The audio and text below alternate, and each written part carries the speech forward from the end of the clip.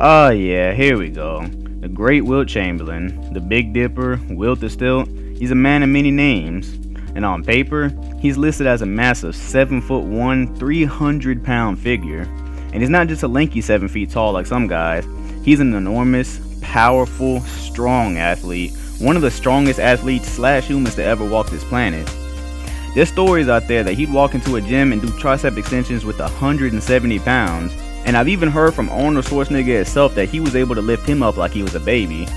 But despite all of this, surprisingly, he's not the most imposing figure I've ever seen with my own 2 eyes. It all goes back to when I was playing my college basketball for UCLA, preparing for my day in the NBA.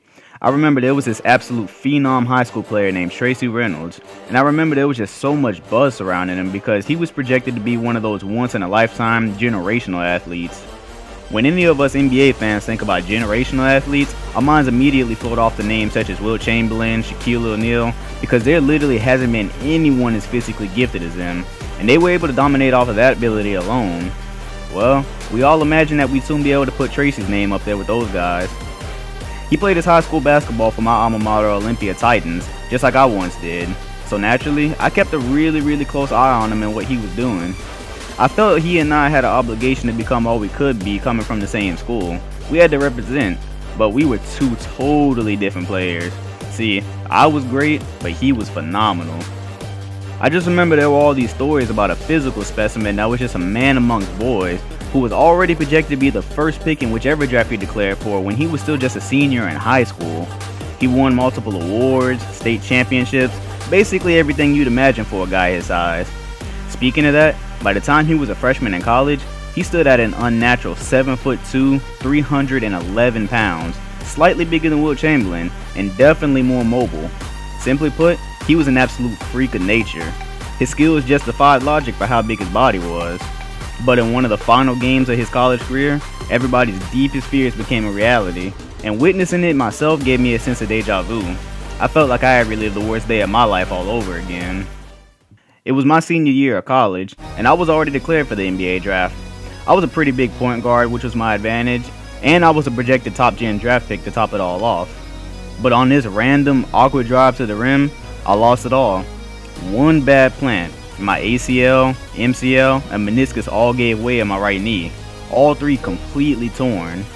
Being that this was my senior year in college, it's not like I really had time to rehab and play a few more years to show that I could bring it all back. And on top of that, my game relied so heavily on my freakish athleticism, it was likely no chance I was ever going to reach my full potential NBA scouts were salivating over.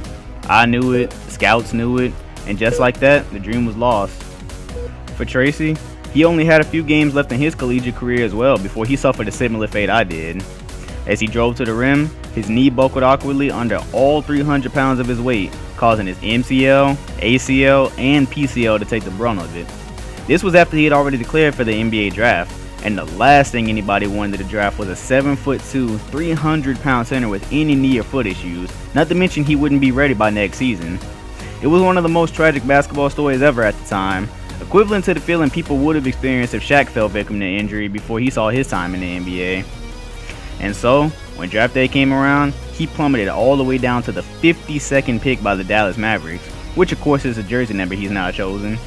The rest of the NBA took notes after what had happened with Sam Bowie and Joel Embiid, and there was just no way anybody was gambling a lottery pick on him, especially with guys like Towns and Okafor still available. Also on draft night, he was dealt to the New Orleans Pelicans, who really had nothing to lose by trying to pair him with Anthony Davis. They figured if he somehow could make a full recovery and reach his potential, him and Davis would probably be the NBA's next dominant duo, but that was a real long shot considering the extent of his injuries.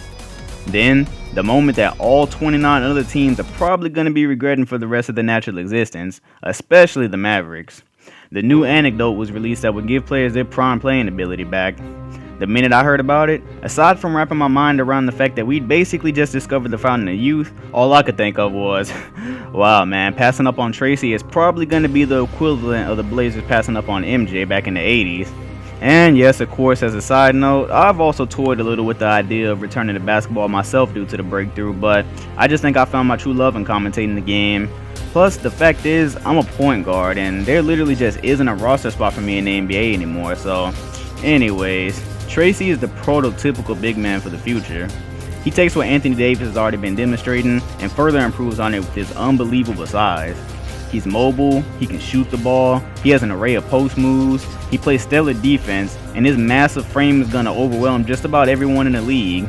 And so, here we are on the cusp of what promises to be the most entertaining season in NBA history, or at least the first of many. And the timing of it all is really kind of impeccable.